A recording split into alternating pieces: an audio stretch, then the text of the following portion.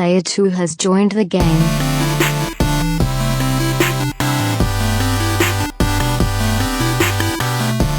Hey, yo, what's up, everybody, and welcome to the second ever Patreon bonus episode of the Two Player Co-op Podcast. As always, one of your hosts here, Kevin, along with my brother from my mother, Sean. How we doing? Fantastic.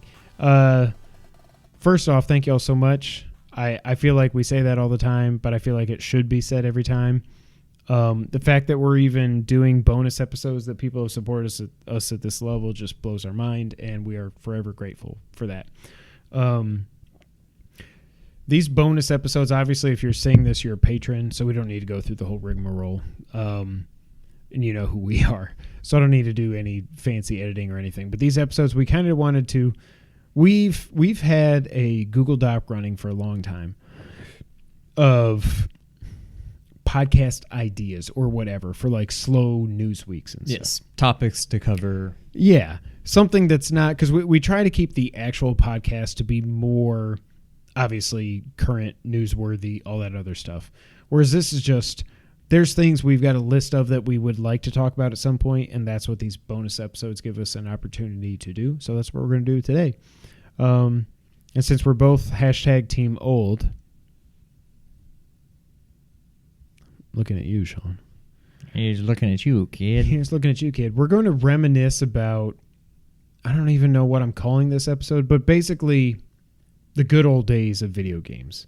Now, depending on your age, which I know we've got a couple of really young bucks, shout out to the young bucks, that are supporting us at this level to actually see this episode. We've got another buck who's not as young. Shout out to you, Nick Shafani. I do think when we're alive right now, this is the best time ever to be a video game, to be a gamer, a video game fan, whatever you want to say. But there are certain things that I still long for about the good old days. Yes, but you've got kids today that are growing up in this golden age of... I just looked at my note. You son of a bitch. This golden age of games. But we are too. We're in it. We get to experience it as well. Correct. We're not so old that we're not... But we also got to live through really the I don't know if you could say it's better or worse, but like the poop and the yeah poop. So I shared my note with what I wanted to talk about with Sean, and his first two items are poop and yeah, comma, poop. I wasn't sure if it was going to show up or if it was just going to show up. No, I'm glad it did. That was because you could tell I looked over and I was like, what the hell? But again, these are going to be way different than the normal podcast. This is us just hanging out with y'all and everything. Yeah, just a free-flowing conversation. Yeah, it may touch on mature subjects, and I really don't care if we swear in this either, because I'm not going to take the time to bleep anything out, and it's only if you support us at Patreon and all that fun stuff, so I'm not really worried about it. But and remember we did that podcast where I was like, you sound like and you said, yeah, well, you sound like did that on purpose. You just dropped a big It's crazy. We've been doing this for almost 4 years. I love it. So yeah, what we want to talk about are like some of the things we thought about doing a separate video series for this last year when we stopped doing the podcast every week. We did the versus thing twice. We had some other plans we had, but really it's just if we were going to do this right, it was going to be way too much editing. It was going to be way too much work. I just didn't have the time to edit this, and I know Sean didn't either. But we kind of wanted to talk about, even though this is a fantastic time to be a gamer, there are certain things that I think, like Sean was alluding to before we talk about poop, that people that are just growing up with video games now, they don't know. They don't have any... My chair's there. They don't have any frame of reference for, and it's some of the things that I liked the most about growing up in the 80s and 90s, honestly. Yes. 100%. And now he drew a face. So, I don't know how many of these we're going to run through. Poop. I mean, we all still poop. So we're going to skip over poop. But yeah, poop. Yeah, poop. We're going to skip that poop. One. The first thing I want to talk about is the death of arcades. Like, this is one of my fondest memories, and I'm sure it's yours too. The death of arcades? Well, not the death, but the existence of arcades. Yes. I didn't get the hair for some reason. It didn't update over here yet. Weird. It'll come through. Some of our favorite memories were every Sunday we would go with our mom and we would go to visit our great grandmother who lived to be 105. God bless her soul. She was literally the nicest lady that ever existed. Sweet as can be. There's the hair. We were dumb kids. I don't think we realized at the time. I think I did as I got a little bit older before she passed away, how cool it was that we had a great grandmother, period. Not to mention a great grandmother who lived to be 105, and we both saw her get to that age. But separate from that, so we would go visit her basically every Sunday while she was alive. And then after that, our mom would take us to the Salmon Run Mall where we grew up in Watertown. Why did we go there? It wasn't for us. Yeah, it was. We'd go get Taco Bell. And Sbarro's. Oh. New York's finest pizza, Michael Scott. But yeah. But didn't she usually go off and do something? Or was I that think more she would we go, were going to the mall for us to go to the arcade and she was finding something to do while we did that? That's what I think. I thought of it as she was doing something, shopping, whatever, and then we're like, well, I guess I mean, back then, so right off the arcade was Hills, I think, right? In front of that like outdoor store. Well, no, remember when you came in by the movie theater, the first place on your right was the arcade. You had to go through the food court, and then Hills was to the left. No, that's what I mean. Right. If you go through the food court, over to the left is that, and then to the right of Hills was the outdoorsy kind of store, right? There was something there. It went over different names. It went through several things. I don't remember what it was back then. And then if you turned right, there was EB. 2 doors down was EB. And there was Tape World. And Babbage's. EB, then Babbage's. Oh, no, Babbage's was further down. Separate, yeah, you're right. Yeah. Then they became the same thing and everything. But like arcades, not even just now, for the last, what year is it? For the last really 20 years, maybe less than 20, a little bit less than 20, arcades haven't existed. And well, they exist, but now they're all just like ticket games. Yeah, they're just skee like Chuck E. Cheese and basketball and stuff. Yeah. Maybe a Guitar Hero in there or two. But like, we grew up in the era of Ninja Turtles, Street Fighter, Mortal Kombat. What you had in the arcades, X-Men. You could not have at home. Exactly. Now it's kind of the other way around for the most part. And yeah, we made that. We got $5 each time. That's a lot. That was a lot. With inflation now, that's like 25. Well, yeah, but that $5 lasted a while because I remember you got 4 tokens for $1, but if you get $5, you get 24 tokens instead of 20. Yeah. So we had $6 worth of tokens, and oh god, one of my fondest memories and what I was so proud of as a big brother was watching me school. Yes, like chumps. Literally, I'm not even joking. Like, Mortal Kombat. You've seen it in our millions of Let's Plays. Sean's obviously better at video games than I am, and he pretty much always has been, except for sports games. That's the one thing I was like, yeah, suck it. You can't beat me at play action football. Neither can Dad. Dad gets really mad, and I'm just gonna let him win now. He gets really mad. He got really mad. I don't get mad at my kids when they beat me in video games because I'm just like, I get it, yeah. But like I would see Sean as like when did Street Fighter come out? So yeah, you were probably 7, 8, 9 years old. Yeah. Beating kids that maybe not twice your age, but close to it, maybe twice your age. Just teens, yeah. Schooling them in Street Fighter and Mortal Kombat, both, I think. Maybe X-Men, but we didn't play that as much. That was one of those games that I just wish we had on the Saturn. But yeah, I was so proud to just sit back, just like, yeah, that's my brother.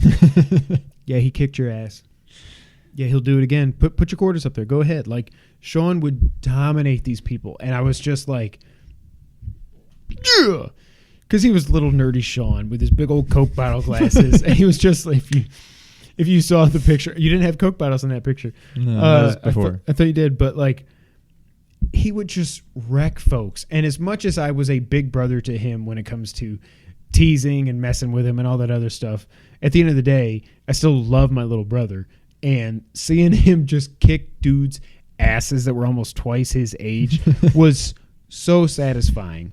And that's one of my fondest memories. Also playing through other than Street Fighter and Mortal Kombat, it was definitely NBA Jam, which I think I still think we did that. Yeah. We did that question on a podcast like 6 months ago or something.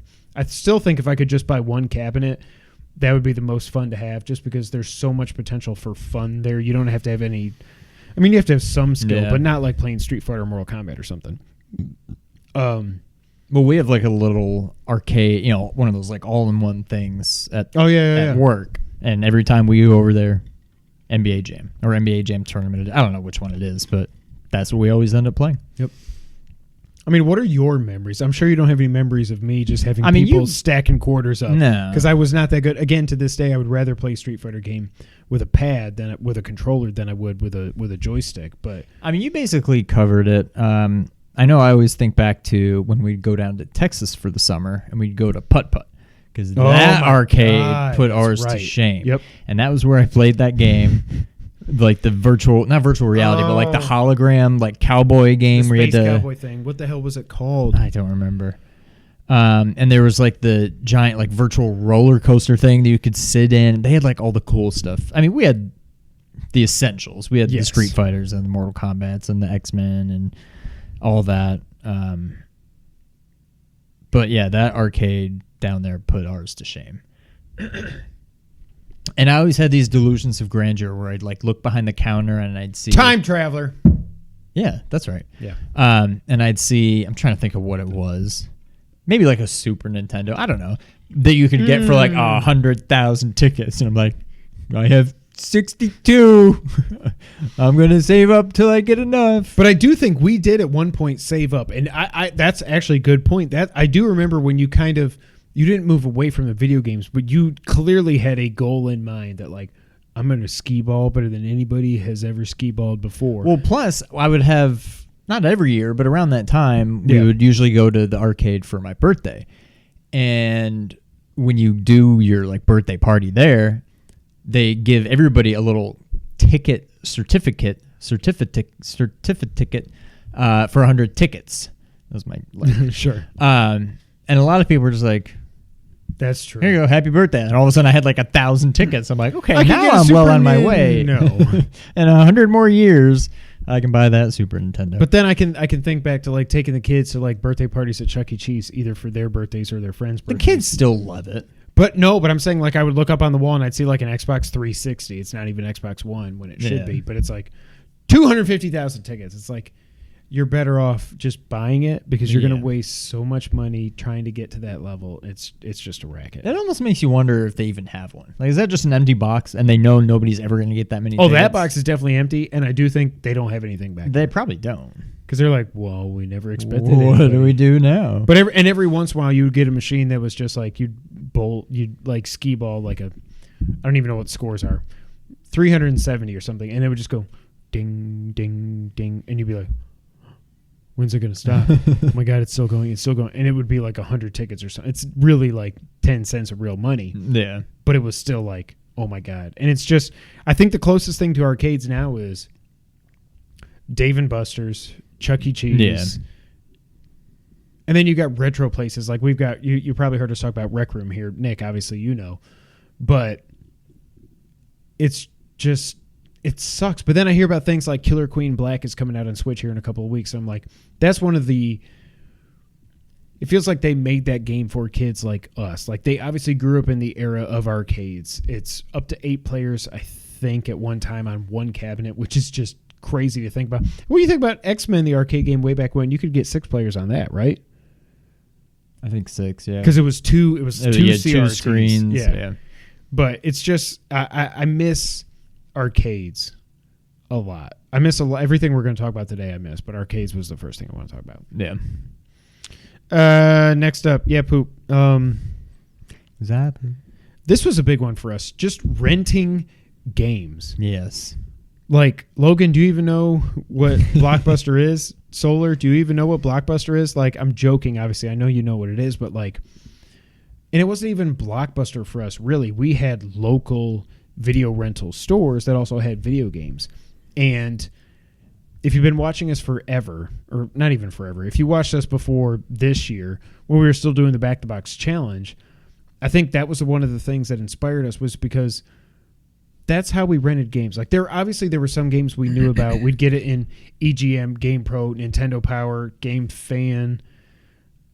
I think those were the big 4. Game Fan was the one that was like super glossy and like thick papers, and it felt really like professional.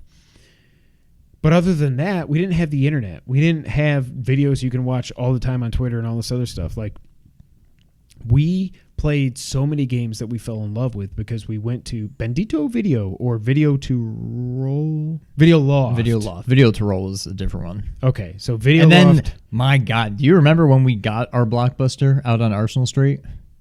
Because that was not always there.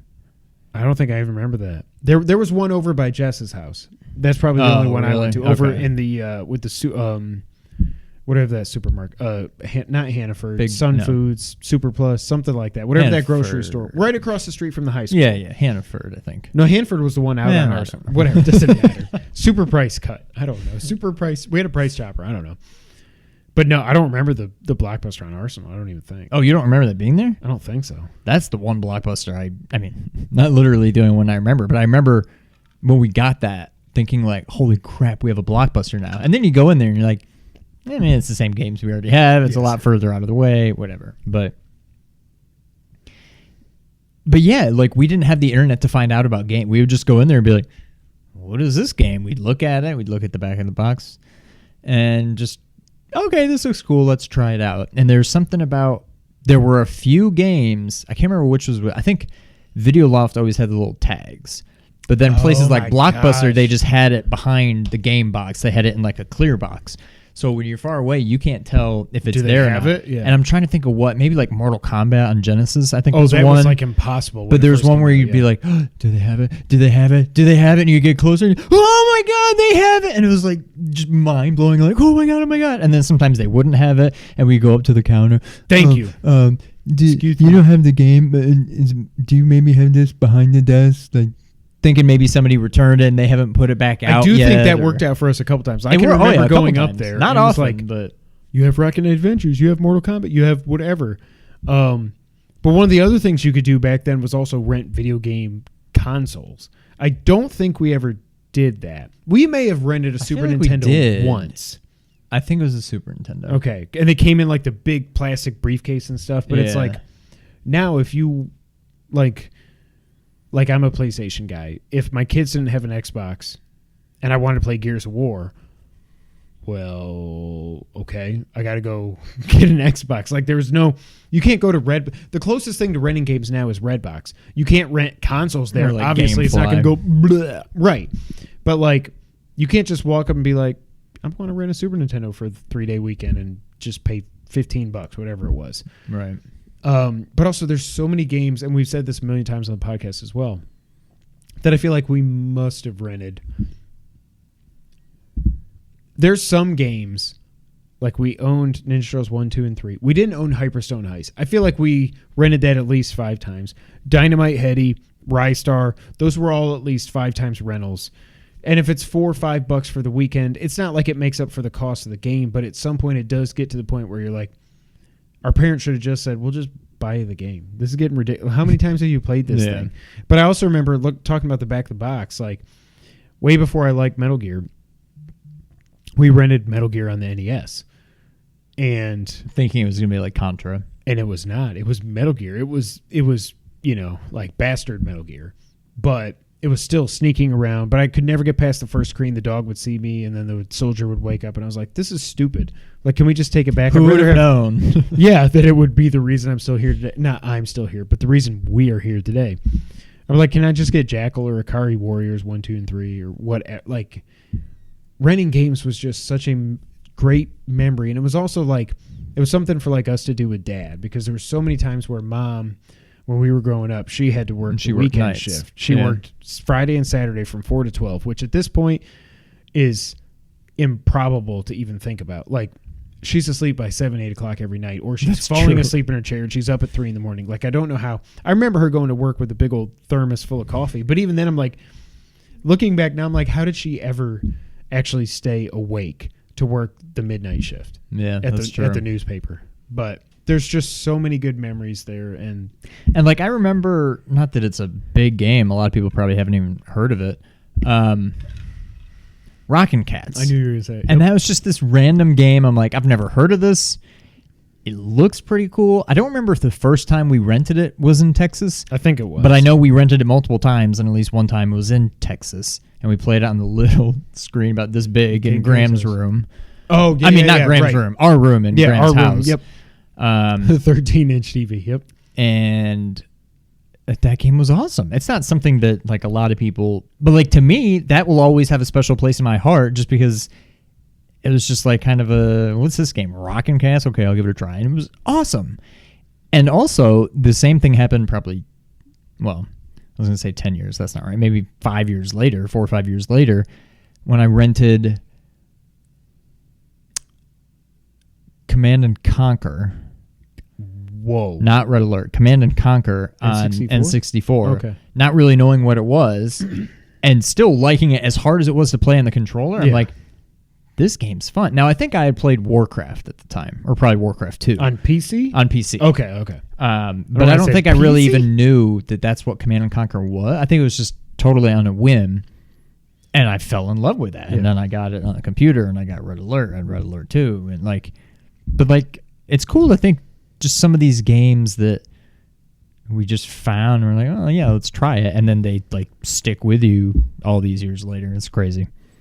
Yep, I agree.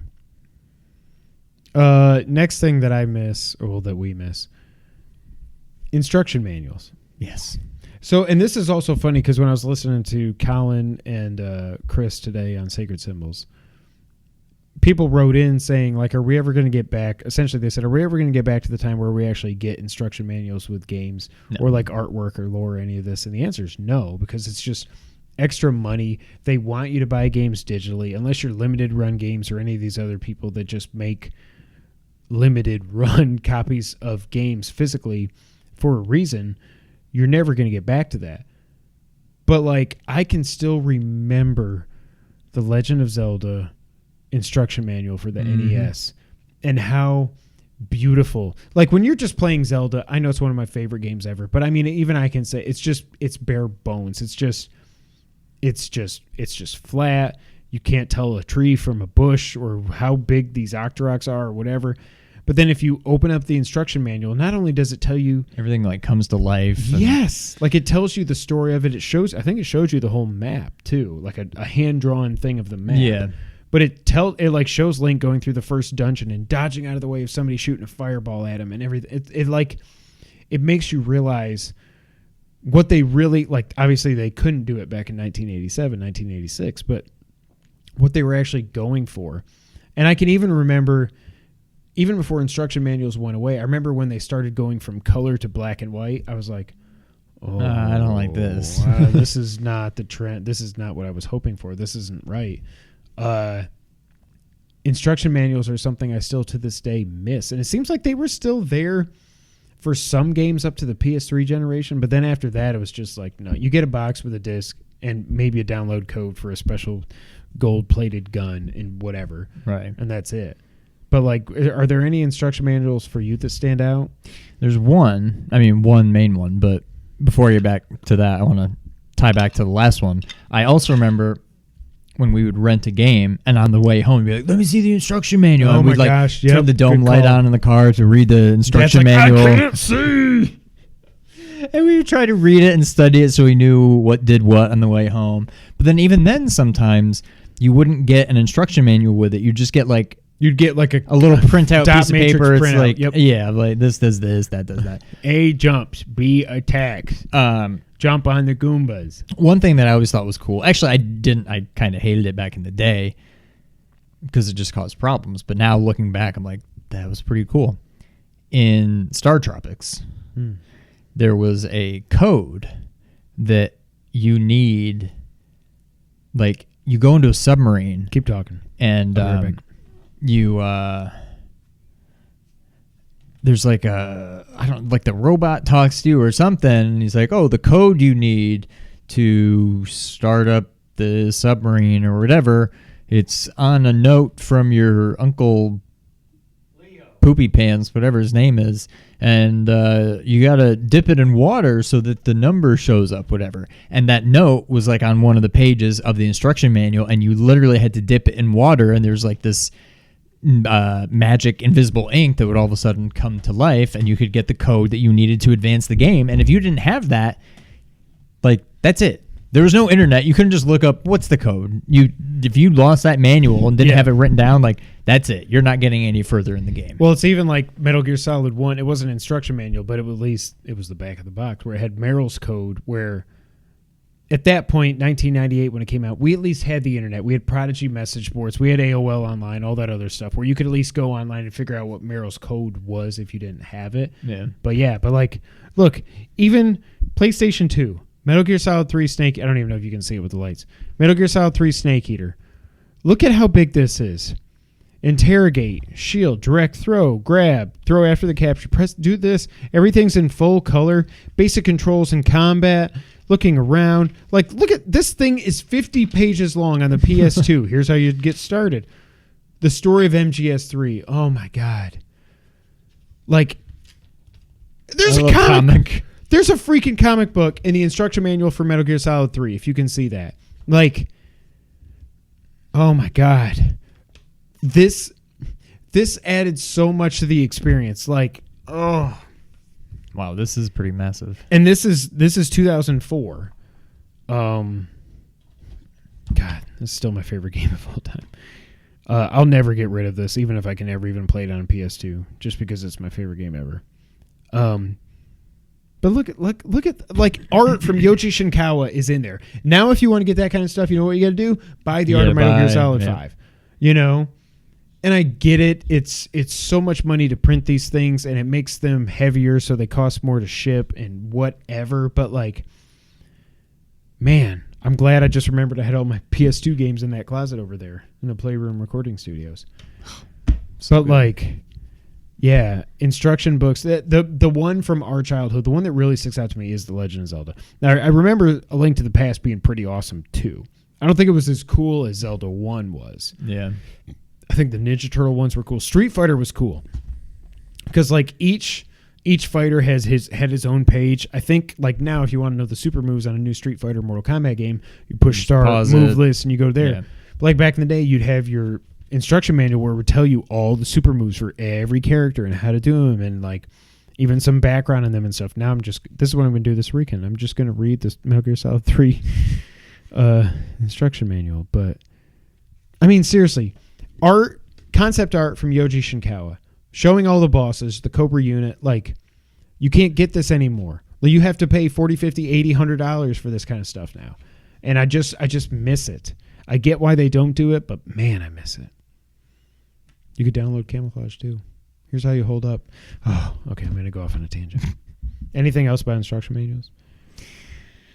No, but one thing you did just kind of make me think of is it would be so cool, because it seems a very him thing to do, if somehow Death Stranding ships with like an old-fashioned instruction manual. That seems like something Hideo would do. I don't think he will, but it would be cool. I don't think he will, but I wish he would. I guess I should get the ice out my mouth. I've gotten mouth, sorry.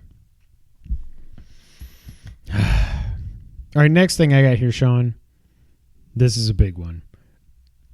And the last time I can remember this actually really being a thing is Grand Theft Auto 5. That is cheat codes / the greatest thing ever made, the Game Genie. Can you remember anything after Grand Theft Auto 5 6 years ago? Oh, by the way, log in. I don't know if you saw my tweet. Log in to GTA Online. We're never going to play it again, but at least I want my $1 million, so I'm going to log in tomorrow and play it.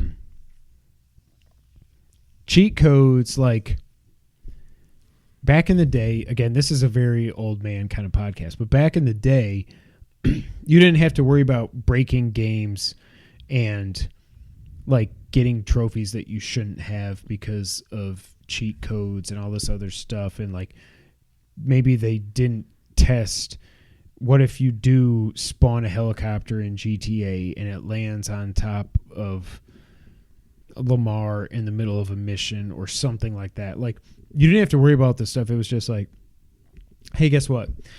Contra's awesome, but it's really tough. Up, down, left, right, BA, select, start. Boom. Or BA, start if you're playing one player. 30 lives, now you can go play it. Have fun.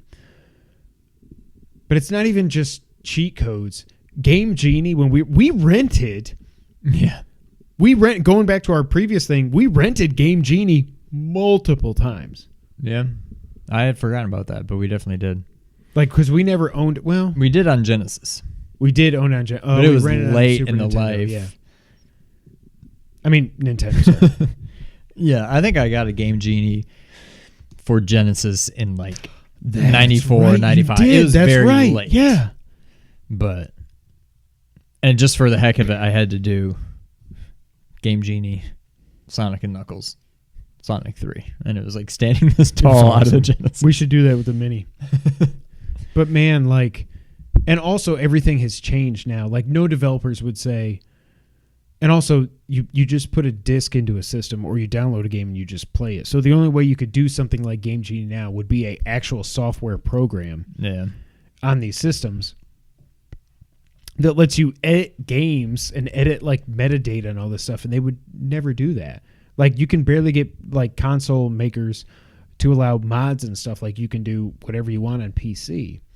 Like, I miss like freaking NBA Jam Big Head. Big Head, yep. And you could play as like Bill Clinton and Bob Dole or Al Gore or somebody like. But now, I mean, it's not, cheat codes don't really exist much anymore, but like if they made Contra today, they would just probably like. Well, they did. I'm still waiting. Well, right, but it would just have like an option. Now, Contra may have. They have to put the Contra code in. They have to, yeah. But like typically games will just be like. Oh, it flew away. They'll just be like, how many lives do you just go to options? How many lives do you want? You want to play on normal, hard, expert, easy, super easy? Like, Death Stranding is going to have a mode, which is basically a cheat code, except you don't need a code to do it, where you just don't even have to, it just makes the game super duper easy.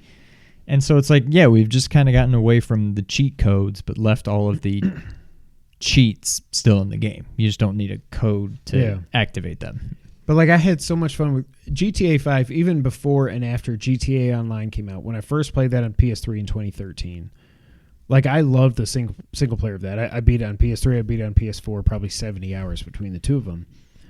But even then, like, if you're not in a story mission or something, you can pull up your cell phone, you can dial this number or whatever, and then you just have a Apache helicopter spawn in the middle of Los Santos. And it's like, okay, I'm just going to kill everybody now. Or you can just say God mode or every weapon or infinite ammo or whatever.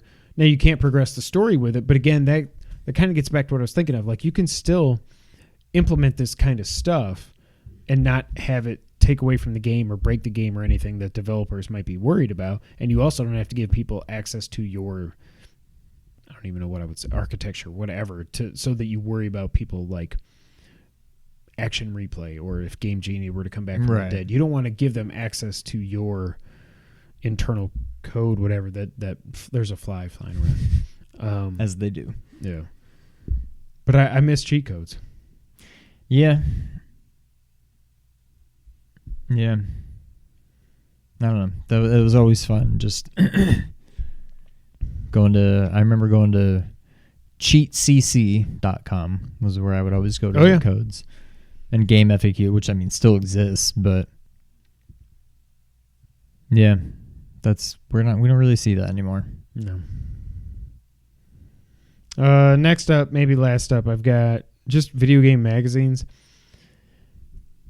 This, again, going back to our Sundays going to the mall, I feel like every Sunday, like literally every Sunday, because the only thing, I think the only video game magazine we ever subscribed to was Nintendo Power. Am I wrong? That's the only one I remember. Like, I don't think we had GamePro or Game I mean, we Fan. might as well have. We basically bought them all. But. That's what I'm saying. We would go to the mall. We'd go to the arcade. We'd play for an hour or so. We'd get Taco Bell at the food court. My stomach still hates me to this day. And get a nice chilito. I would get a chilito and a bean burrito with no onion. That fly. This is Breaking Bad. The movie comes out the day before we go to the beach when I'm going to be packing like crazy. So don't none of y'all, I mean, there's like 3 of you watching this. Don't none of y'all spoil it for me because I probably won't get to watch it till we get back. Unless Jess and I are bored one night and we get Netflix in the condo. I mean, we get, you know what I mean. What was I talking about? Oh, video game magazines. Yes. We got Nintendo Power. I feel like we subscribed to it from day one. And when I've heard people like on GameScoop and stuff talk about Nintendo Power, because I don't remember how we ever started with this, but I think the way it started was It's on Snake. I mean, Big Boss. I mean, yeah. Venom Snake. If I This is hit gonna hurt. this, That's how the sausage gets made. he's a little guy. Stop moving away from me. You're being outsmarted by a fly. There he goes after all that. After all that work. Well, This is why we're a video podcast for these episodes. I don't know. What was I saying before the fly got in my head? video game magazines. Yeah, How do we like- start getting Nintendo Power? Yeah. So I guess Nintendo Power, they did something, and I learned about this also. Did you ever finish my book? I think you've got my book. You've got the Console Wars. You've got all the Fast and Furious movies. You got Batman versus Ninja Turtles. You got to watch these movies and read that book. But seriously, one of the best books I've ever read because we grew up in that. It's very slow to start. The first 70, 80 pages or so out of 400 are super slow. But if you care anything about video game history, you've got to read that book. But there was one of the marketing things that Nintendo did was just be like, I don't remember if it was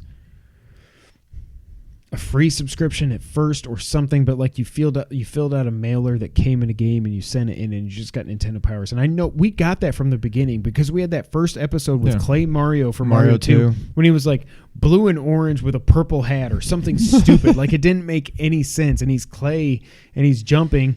And it was just, look it up because like I feel like we got that from day one. And I can remember when I would have to travel for work. Now there's really no video game magazines other than Game Informer. And when Jess erroneously signed up for Game Pro. It's worse than I remember. It is. Blue and orange. I got it close. Makes no sense. And he's carrying a carrot. And There's carrots in Mario 2. Wart. Game Informer still exists now, although with everything going on with GameStop, it's going to be gone very quickly. But when Jess erroneously signed up for a Game Pro or a GameStop Pro membership or whatever it was called, and I was like, that was dumb. GameStop sucks. I don't want them to close, by the way. GameStop sucks. They take your money. They sold Noah a used Madden 17 copy for $55 when you could get a brand new one on Amazon for $30. And I was like, nope, take it back. And I'm going to fix this, whatever. But I liked for that year that we were signed up as a pro member, like once a month, I got a video game magazine. And I'm old school when it comes to reading things. How are you when it comes to this? Do you like to read? I definitely prefer having something physical to read. Okay. But I would give anything to just have Nintendo Power or EGM just on my phone. Just a PDF that I can flip through. Like, I'd settle for that in a heartbeat. But yeah, I miss getting the actual magazines. And me too. And that's why for so long, if I had to travel for work, this is going to work. I had ice. You can't talk. I'm so cottonmouth. When I would have to travel for work, like back in the day, if it was AT&T or whatever, if I would have to, or if Jess and I were flying somewhere, if we were flying up to New York or we're doing whatever, the first thing I would do when I got through security is I would go to the Hudson News and be like, I just want to read a video game magazine. Like I would in my 20s, maybe even 30s at that point, when they were still around. I mean, I'm in my 30s now. That made it sound like I'm 40. I'm 37. We know this. Just shut up, everybody. I'm like, I want to just have a video game magazine. I want to be able to hold this. I want to read it, even though I know all this stuff already because I have Twitter and the internet. Like, none of this is news to me. It is funny how they could, like, how could they even exist right now? Yeah. I don't know. Yeah, everything's just, I mean, YouTube is the new video game magazine, basically. You know what? I take it back. I think we had Nintendo Power. We subscribed to EGM as well. Did we? We did. Game Pro, I don't think we ever did, but I can remember always. I'll still, one of the issues I'll never forget buying was right before Hyperstone Heist came out. And we picked up a Game Pro. I think that was actually at Babbage's, I want to say. It didn't feel like it was at EB Games or Electronics Boutique or whatever it was then, back in 93 or 92. I forget when that came out. In my head, I feel like we tended to get our magazines at Babbage's for some reason. Yeah, on the right side as you're walking. Yeah. And I remember looking at the Hyperstone Heist review, and it was like, because if you remember Game Pro, Was that the one that had like 1 through 5, the color scale, and like The 5 was faces, green with right. like. And they rated the one thing I remember is they said the difficulty they listed is very easy, and I was like, what? And I do think to this day that game might be more difficult than Turtles in Time. I think of it as being more difficult. Yeah, but I remember they I rated mean, it, neither are very difficult, but they rated it very easy, and I was like, who the hell do you think you are? You know, and they gave it like, I think it averaged out to like a 3.5, and I was like, you can kiss me. Yeah. I haven't even played the game, They're but just you haters. can kiss my ass. It's not Turtles in Time, so it's not on the Nintendo, so it's not that. But like, I loved GamePro. I love their rating system because there was, especially if you're a kid and you see those like caricatures or whatever you would call them that they did for their 0 through 5 rating systems. Like, I loved that. And yeah, it just doesn't exist now because there's Game Informer is the one that's still hanging on. And like I said, it is barely hanging on. I'm shocked that is at all. Is there anything else I mean, obviously Nintendo Power is the big one. I can remember like when we got strategy guides for like Mario 3. Yeah. I feel like Ninja Gaiden 3 had one also because I can remember the artwork. There was some Nintendo, like a general Nintendo, I think, strategy guide book, and I don't think we ever had it, but I think Brent did. And I want to say the cover had a bunch of like street sign looking things on it. Do you remember that? I wonder if I can find this. Oh, that was the other thing. I do think Tim subscribed to just about every magazine. Really? I feel like I remember that. But I can remember Ninja Gaiden. It feels like it was Ryu on the cover doing his and then it's like the mountain in the background. It said Ninja Gaiden 3. There it is. And we That never... one. Oh, my God, the NES game Atlas. Oh, my Yeah. God. No, we had that. We did? Okay. Yeah.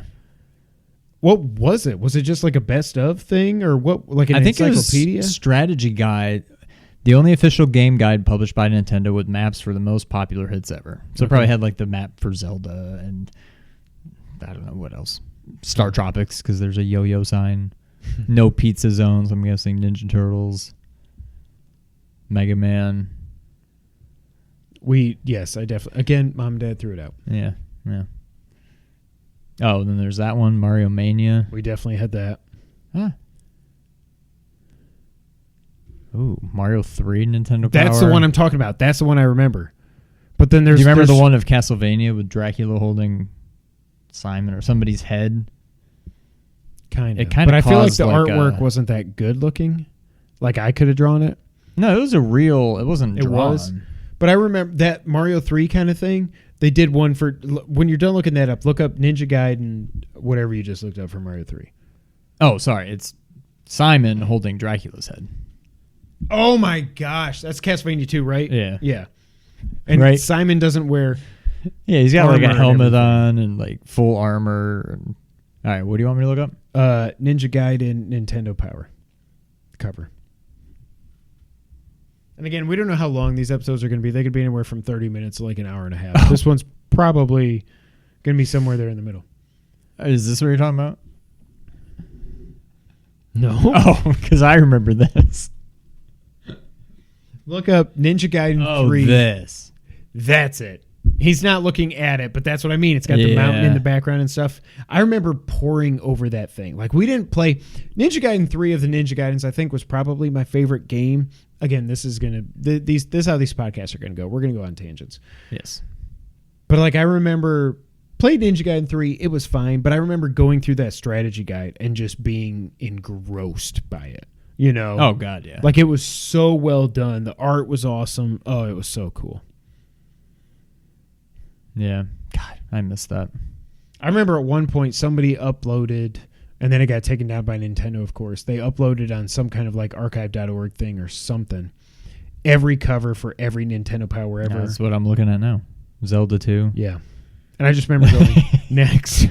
Ninja Gaiden. Oh, Ninja Turtles. I remember that. Mega Man 2. Why did they think they have to make everything look real? Tetris. I don't remember that one. I remember that. Batman. I remember that. Mario 3. Oh That's my a God. different one. Super C. Okay, there's that. That was one. because that was a strategy guide. Rescue Rangers. remember that. Ninja Gaiden. Wait, was that Maniac. 2 or 3? Go back. 2. Oh, I thought it was 3. Okay. Maniac Mansion. Final Fantasy. Wow. Dr. Mario. Everything's either like super realistic or like claymation clay. or What's the name of this website? retromags. Go to retromag.com and you can see what we're looking at. Follow Mega along Man with us. 3, Star Tropics. I remember that. I one. remember that. Metal Storm. I remember that. I don't even know what that game is, but I remember that cover. Power Play. Vice, Project Doom. Oh, God. So good. But that's, again, like, I know it's nostalgia talking and stuff, and it's like, we don't need it because I can just go to IGN.com and immediately read what people thought about Last of Us 2 and everything. Stay tuned next week for our thoughts. But I still love, if I buy a book, if there's a book that I want to read, I am buying it paperback or hardcover, sorry. I'm not going to buy it on my iPhone or my iPad. It's like, it's just something, and it's probably because I'm an old man and whatever, but it's like just flipping the like. There's a smell to it. There's a feel to it. The sound of the page. Like, there's so much that goes into it. And no, I'm with you. Like, I don't want a Kindle. I don't. One, because I don't read books. But two, because if I'm going to read books, like, I still want to go back at some point. I don't know when it's going to be at this point, but I want to go back. Like, I got Jurassic Park, I think, last year for Christmas. I was like, especially with now the announcements about World and the original trio coming back, I'm like, I want to go back and read how different the book is than the movie. And I think I've read it 3 or 4 times. Like, I think I only read The Lost World 1 time, but the original book I read 3 or 4 times for sure. Did you ever read it? I definitely started it. I don't know if I ever finished it, but I remember one time just being like, I should read this. I don't think I finished it. See, I had a paperback copy of it, and it was so you could tell I'd read it 4 or 5 times, whatever, because it was just like you'd set it down, falling apart. You'd set it down, and it would go, and it was like the black cover was just all crinkled and just whatever. And I lost it at some point, and we've moved many times since college. Mom and Dad probably threw it away. No, that they didn't, because I had it here, so okay. I probably threw it away by accident. But I didn't throw away all our video games. Mom should be supporting us on Patreon. She should. I'm shocked she's not. I dropped a hint when we first launched. I was like, we launched a Patreon where people can pay us money. You know what we should do? Yes. I mean, no, but I would like to. No. We should have, not that anybody would be crazy enough to do it. We should have one level that's just called, I'm sure somebody Mom already tier? does this because it just makes too much sense. We should have the top tier should be called Patron Saint. And it should be like $100 a month. We should do that. I don't know what perks we would give them, but somebody just wants to be the patron saint of 2-player co-op and give us $100 a month. That would be fantastic. All right, we need to figure that out. Yep. Is there anything else? Like, what else did I have written down for this? The big TV. Couch co-op. You can still do that. Sega Channel. It's not worth talking about. Evolution of games, whatever. Yeah, the big TV. Yeah. That's like the only other thing I would think of that we should talk about. But what does the big TV mean to you? It means Street Fighter 2 Champion Edition. Okay. When we got that and moving, I know we would like move the Genesis. I don't even remember what the TV was like in the playroom. It wasn't tiny. It was like 23, 25. But what was the big like TV? that. Like 32.